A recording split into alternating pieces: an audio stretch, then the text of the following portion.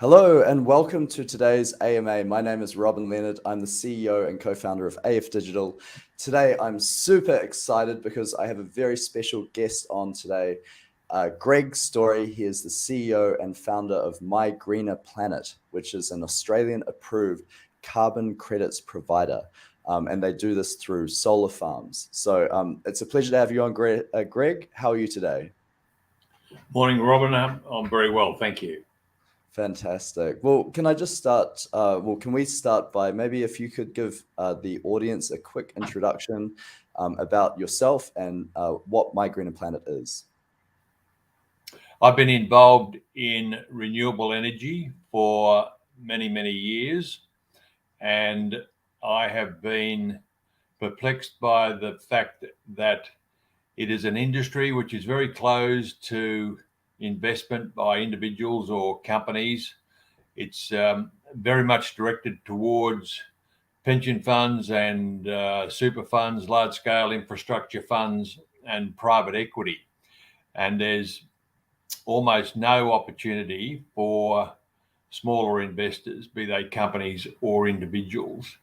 And I've had a passion for quite a long time to open up that opportunity and enable individuals and companies to become involved in the ownership of solar farms and wind farms so that they can directly participate in the production of carbon credits and the generation of clean green energy, which is exported to the grid.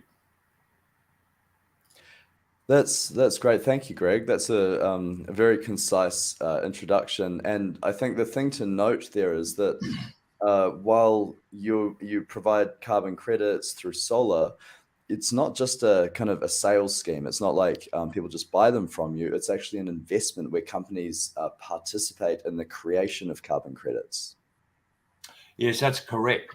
As an owner in the solar farm or the wind farm, you own the energy that is generated, and you also own the carbon credits which are produced. And you become an owner for the life of the solar farm or the wind farm, which is 35 plus years. And every year you are entitled to the energy that's generated and the carbon credits that are produced. So you make a once only payment up front, which we do enable companies and individuals to spread out over a number of years to lower the cost, but you become an equity owner in the asset in perpetuity. And each year you are being rewarded with the production of carbon credits, which you own, and they can be used to offset your carbon footprint. And each year you own the energy that's generated, which is exported to the grid, and the proceeds of the sale of the energy is paid to you. So over time, the cost of the upfront investment is fully repaid. Wow, that's an incredible model. How long have you been doing this for, Greg? We launched My Greener Planet last year, and we have been offering it to companies that we have been dealing with over the years, and it's gone extremely well, and we are now launching it publicly. The companies that have become involved in the past are medium-sized companies and smaller companies and many individuals. We've been very encouraged by that. Companies and businesses see it as an opportunity to get to net zero. And net zero means that your carbon footprint is fully offset.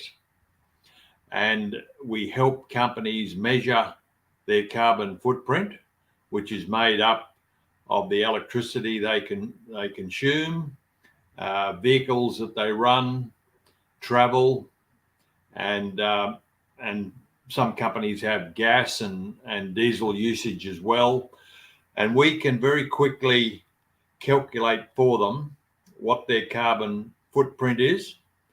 And we put that into a calculator, which is available on the website. And that tells the company how much they need to spend to buy an investment in the solar farm to provide them with the correct number of carbon credits each year to fully offset their carbon footprint. So we've become a one-stop shop to calculate the carbon footprint, to provide them with the right investment in the solar farm to produce for them the correct number of carbon credits, and they become net zero.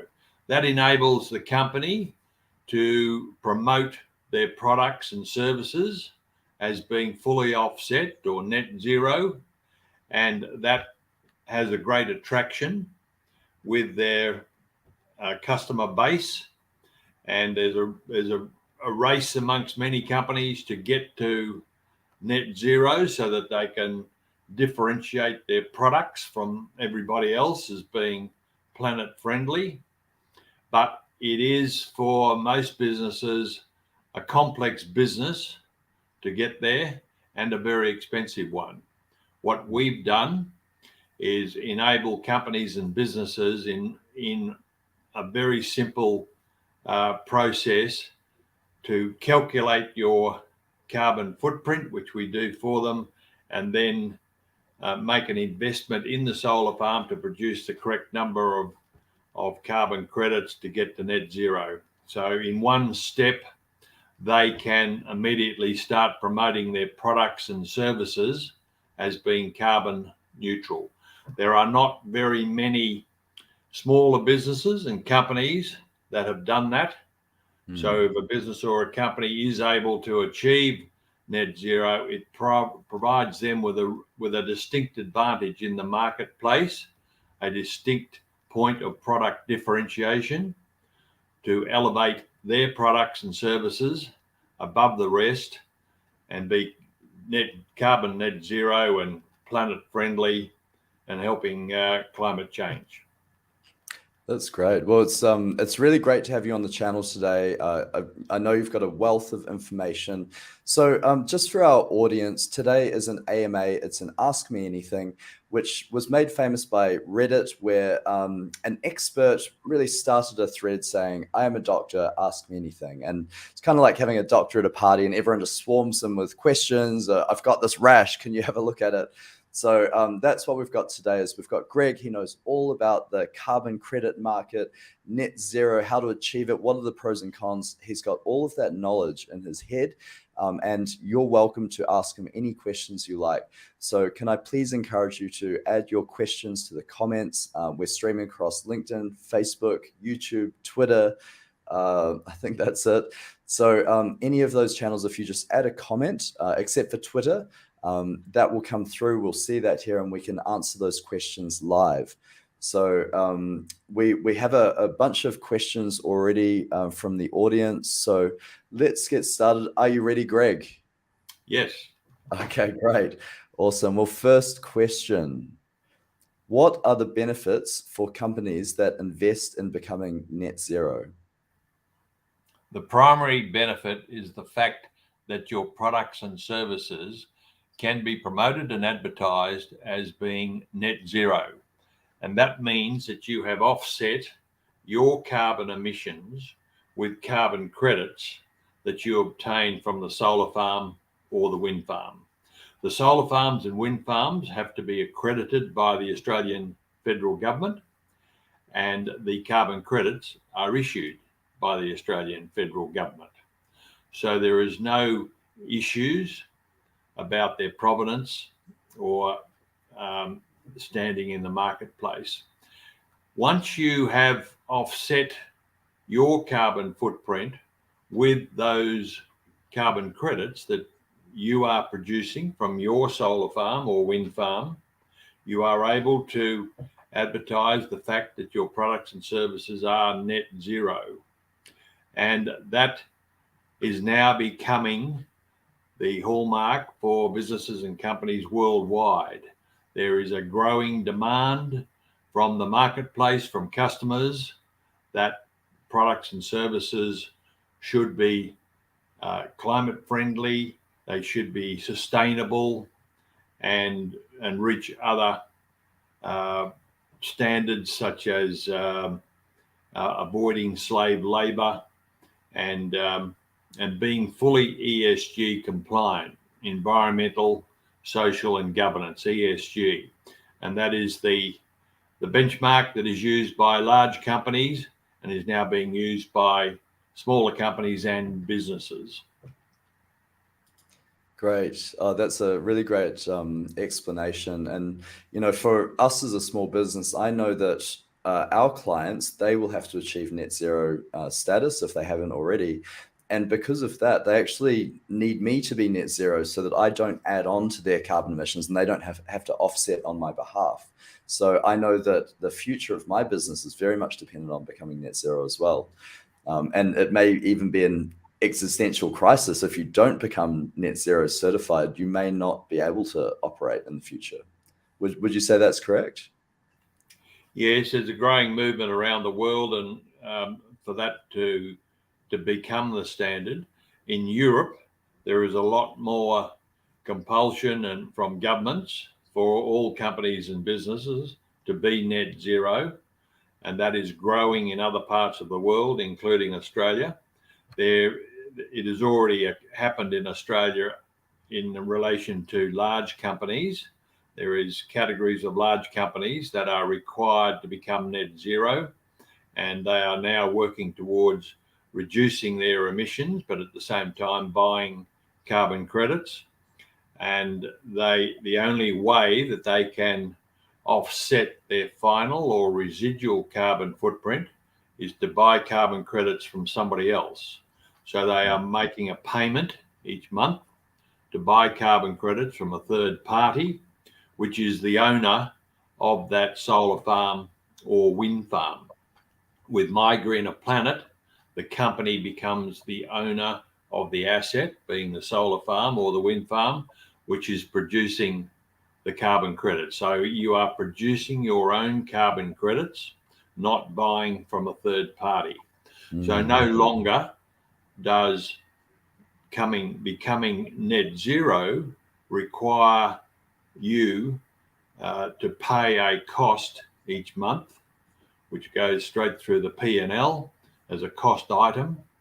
With My Greener Planet, you are making an investment into a solar farm. It is yours for 35 years or more, and you own the carbon credits that it is producing.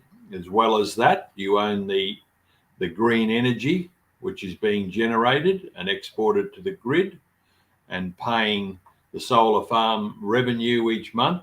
You get that revenue, and that repays the cost that you made up front. So over time, the cost is fully repaid. Well, it's a very circular model, actually. It's very interesting. So I think we've got a number of other questions. So next question, what happens if companies don't invest in carbon neutrality? Immediately, your products are being relegated to that category that is not planet friendly or compliant with requirements to get to net zero.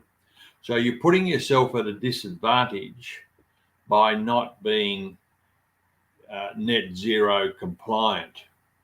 It means that other companies that have become net zero are going to be more attractive in the marketplace. And many companies are now requiring products and services to be carbon neutral.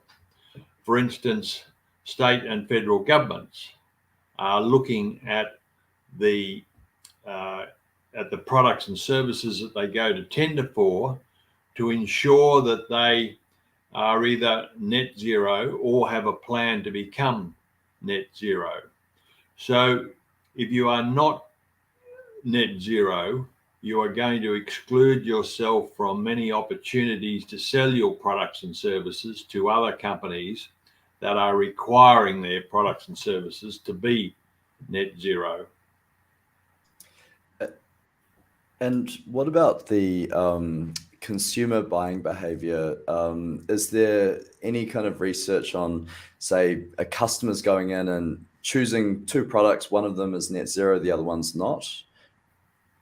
Yes, there's been a lot of research about that with younger people, millennials and the XY generation.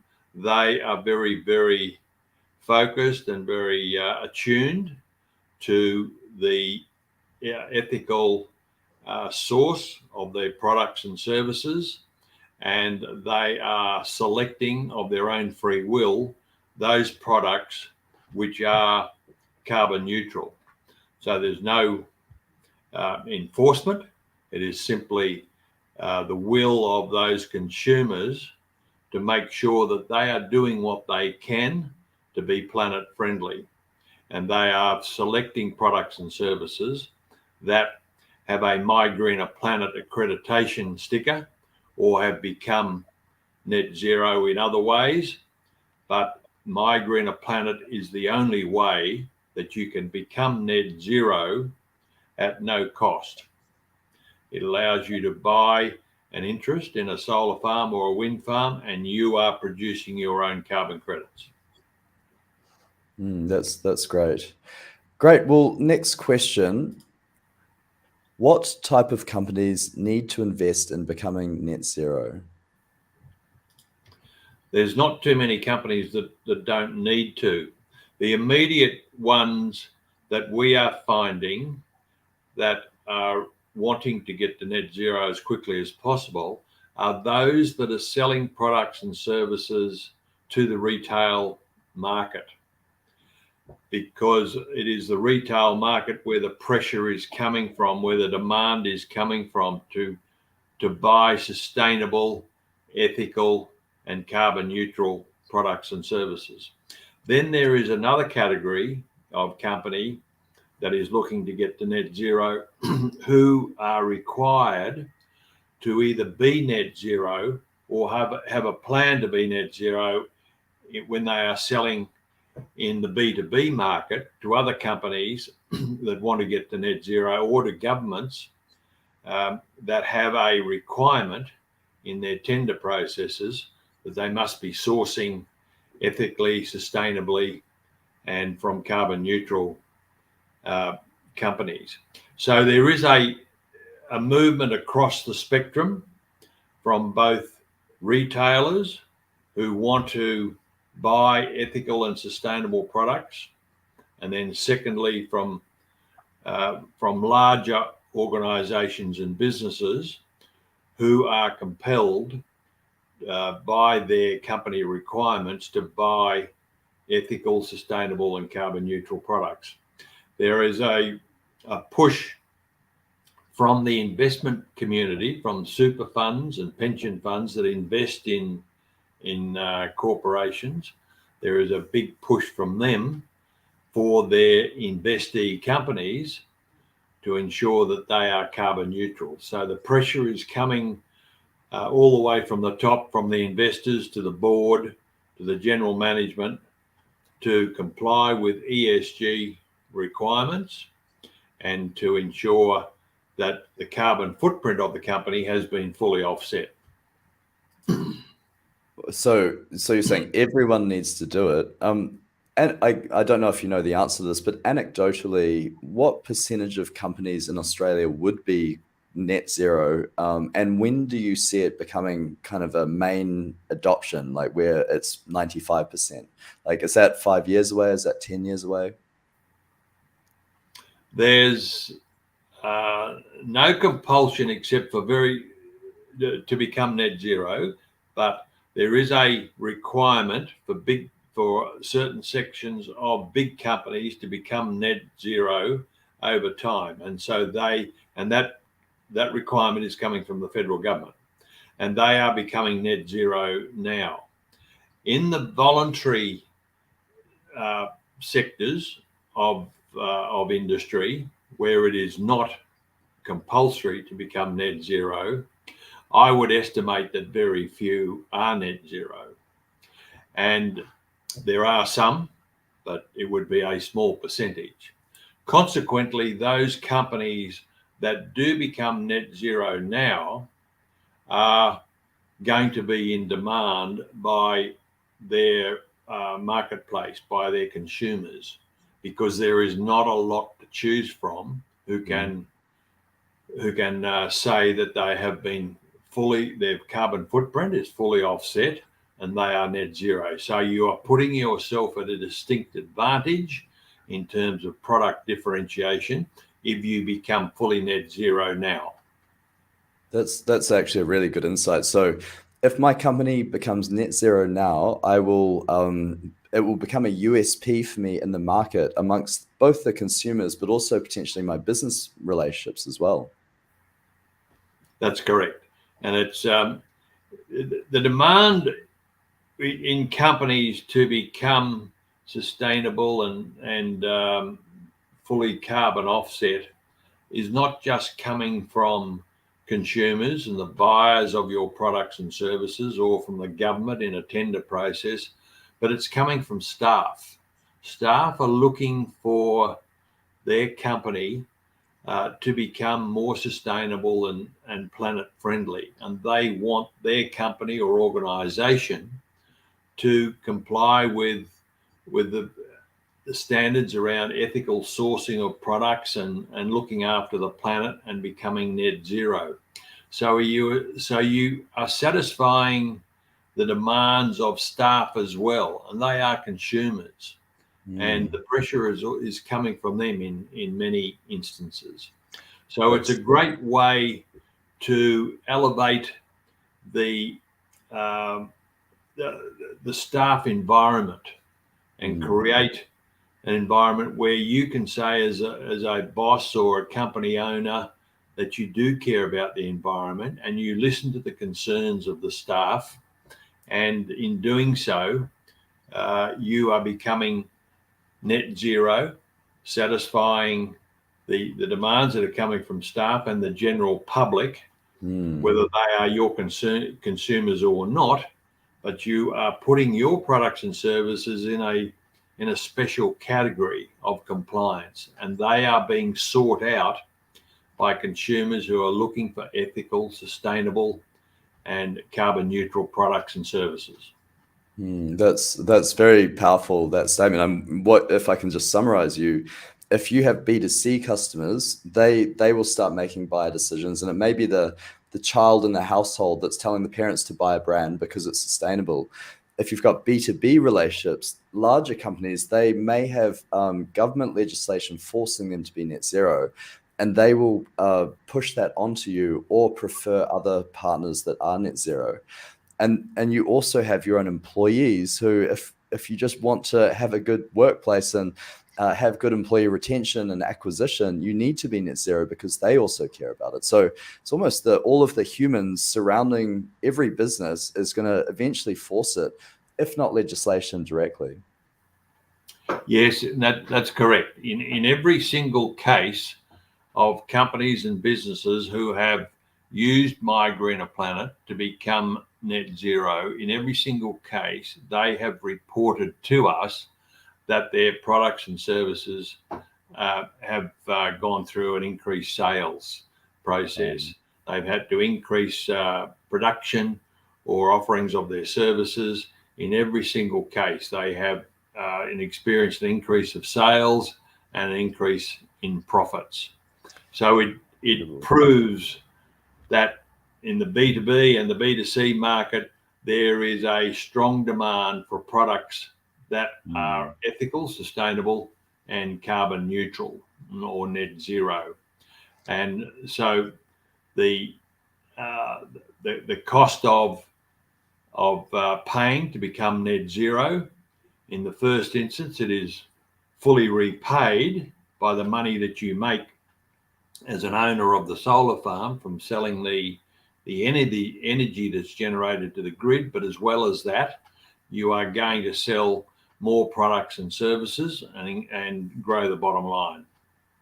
That's it's a very interesting model and it's very compelling.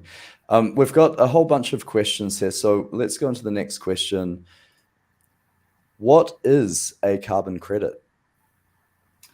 A carbon credit is an instrument that the general size of a carbon credit is 1 tonne of CO2 emissions. So it is an instrument which represents 1 tonne of CO2 emissions.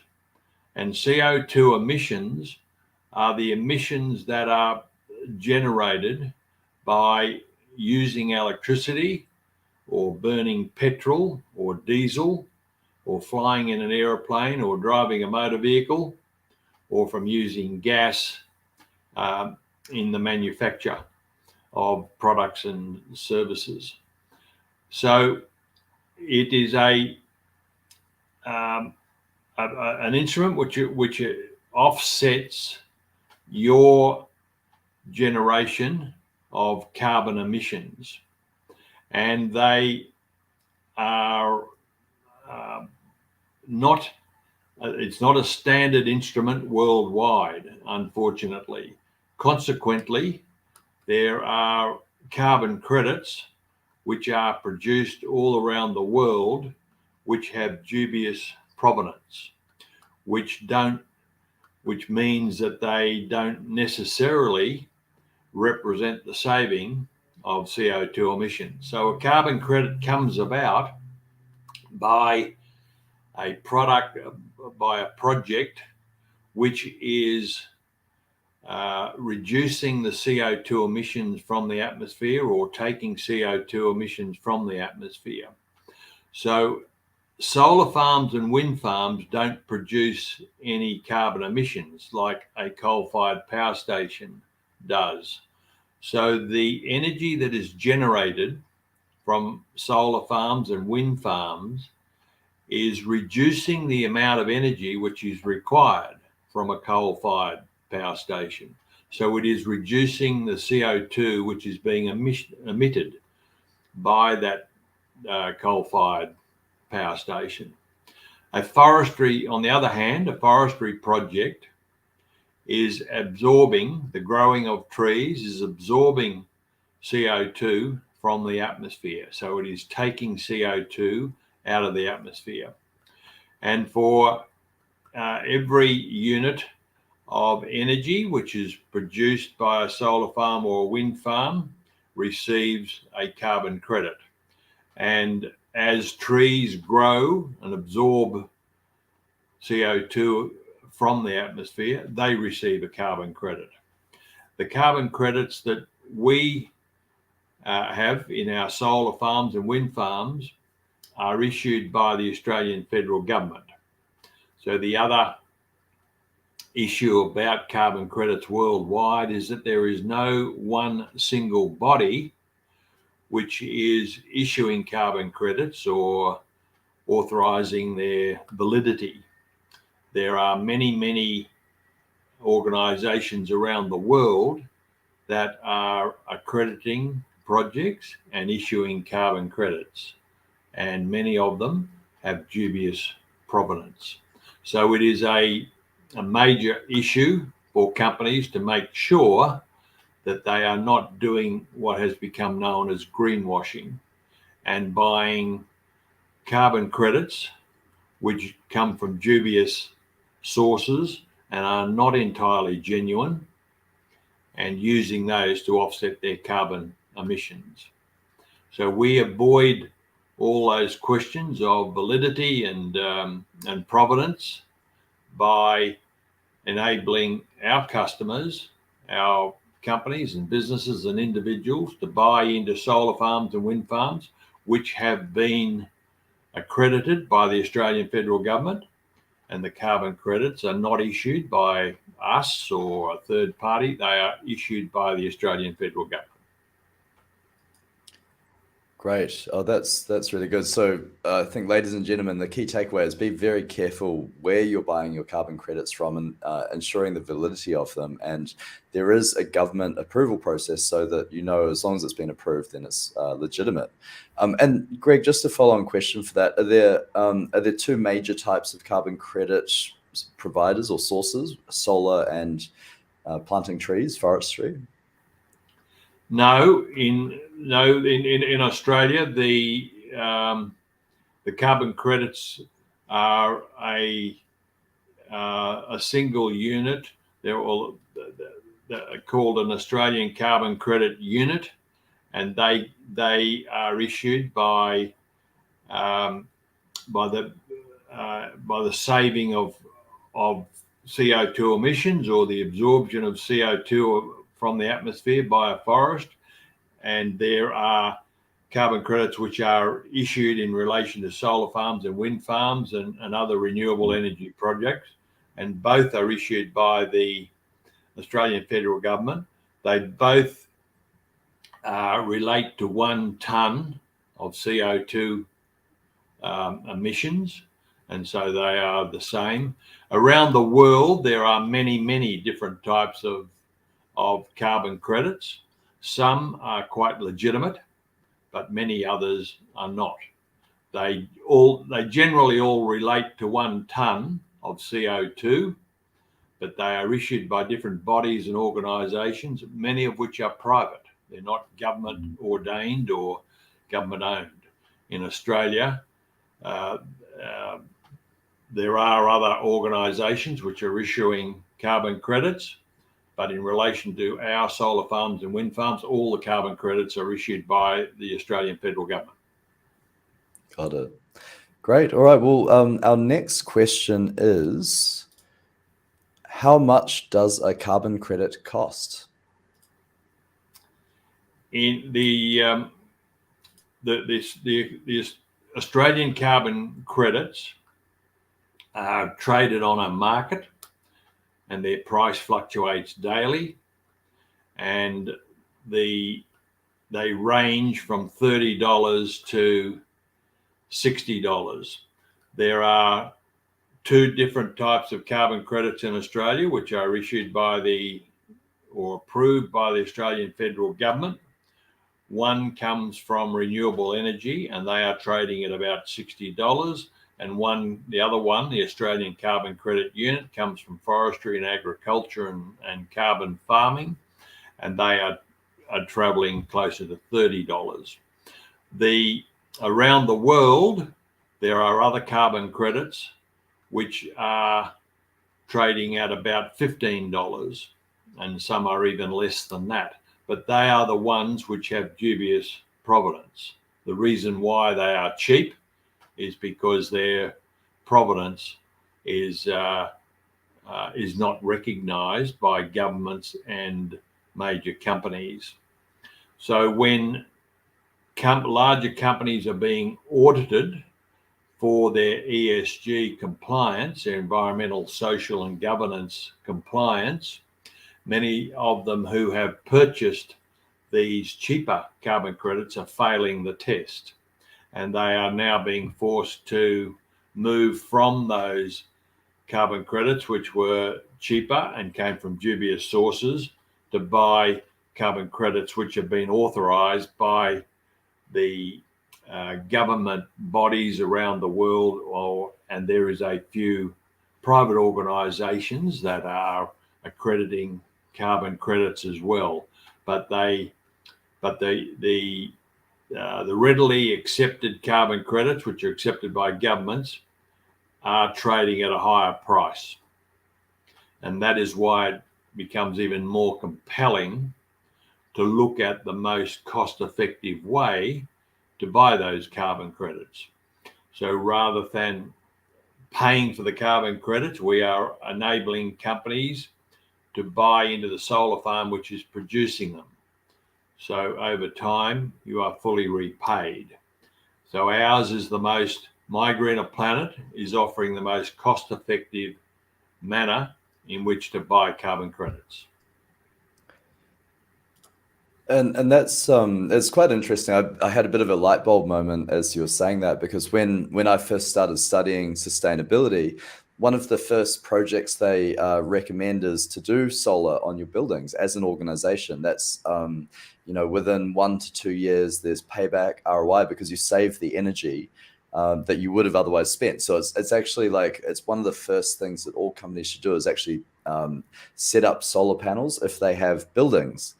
My organization, we don't have a building that I can put a solar panel on. So what you're actually doing is providing a service where I can effectively generate my own equivalent power, regardless of what my power is, but cancel out my consumption of non-green energy power by creating green energy. So you're actually facilitating that investment in solar, if in the same way that a larger company with a lot of buildings, they may put solar on top of those buildings. You're providing that for everybody. Did I understand that correctly? Yes, there's two steps that every business and company should go through in assessing and reducing their carbon footprint. To reduce your carbon footprint requires you to reduce your consumption of electricity and gas and diesel and motor cars and plane travel. And pretty well today, most companies, certainly most medium-sized and large companies, have for many years now been going through a major energy reduction and energy efficiency process to reduce their use of energy. And we all know the stories about companies simply changing their light bulbs to Yes. and reducing the consumption of energy significantly just by that. But there are many other ways to reduce your energy consumption by looking at the processes in your manufacturing and cooling and heating and how much gas you use. And that is an ongoing process that companies have performed. And that is well underway. And then there is the other aspect of reducing your carbon emissions by, as you were saying, producing your own energy. And so every company should look at using solar panels on the roof. Unfortunately, it is not a practice that many companies or organizations can do, because they may be renting the space, they're leasing factory or office space, and therefore they don't own the roof space and not able to use it. And even if they were, it is not going to produce enough electricity for the business. They are still going to have to use electricity from the grid. And all that electricity coming from the grid, the great majority of it, is still produced by gas-fired production and coal. There is a growing amount of renewable energy from solar and wind in the grid, but the majority is still coming from fossil fuels. So the only way to offset that is to buy into a solar farm or a wind farm. So instead of putting panels on your roof, you're in effect buying into solar panels in a solar farm, and that is achieving the same result for you. It is that energy is going into the grid. It's offsetting what you're using in the office or the factory. So it's an alternative to putting solar panels on your roof, and it is a cheaper alternative. You're buying into that solar farm at cost price. There is no premium, and it is cheaper because it's on a larger scale. You have the economies of scale than putting solar panels on your roof.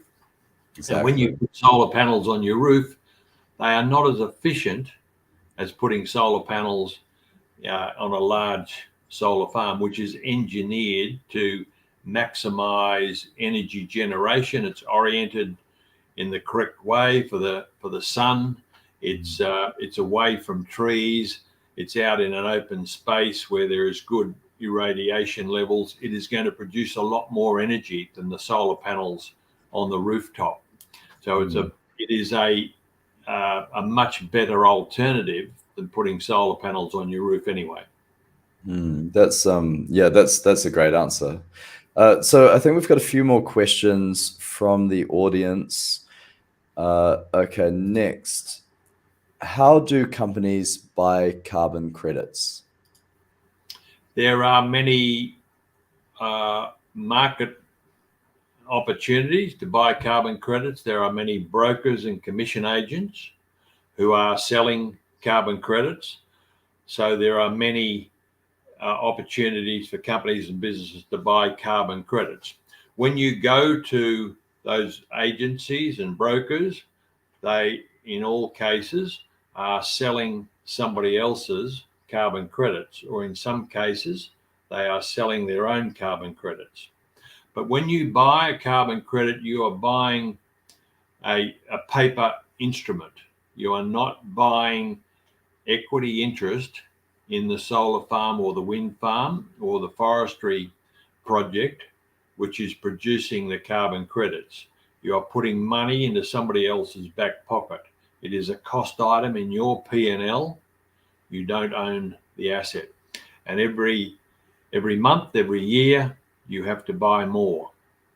With My Greener Planet, you are not buying somebody else's carbon credits. You are buying into the asset which is producing the carbon credit. It is your carbon credit, and you receive that carbon credit every month, every year for the life of the solar farm or the wind farm, which is 35 plus years. So there is no end of opportunities to buy carbon credits in the open market. There are trading markets all around the world which are becoming larger and larger. More and more investment banks and organizations are getting into the industry, and there are now investment funds in Australia and around the world which are enabling the people and super funds to invest in carbon credits. So they are either funds or ETFs which are buying carbon credits and trading on an increase in price on those ETFs. So it's the same as buying stocks and shares. You're buying carbon credits because there is a expectation around the world that the price of carbon credits is going to increase. And that has been happening over the last 10 years. The cost of carbon credits has indeed increased. And the future price of carbon credits on the futures market is in an upward trend. What you are doing when you are buying into your own solar farm or wind farm through My Greener Planet is you are taking out a hedge against those rising prices. So you're making a once only payment today at today's prices to buy an equity interest in a solar farm or wind farm, which will forever produce carbon credits. You don't pay again. And so as the price of carbon credits increases, that is enabling you to lock in your price of carbon credits today and not pay that increase. So you're hedging against the rising price. In addition, as the cost of energy increases, the revenue flowing to the solar farm or wind farm from the sale of the energy to the grid is increasing.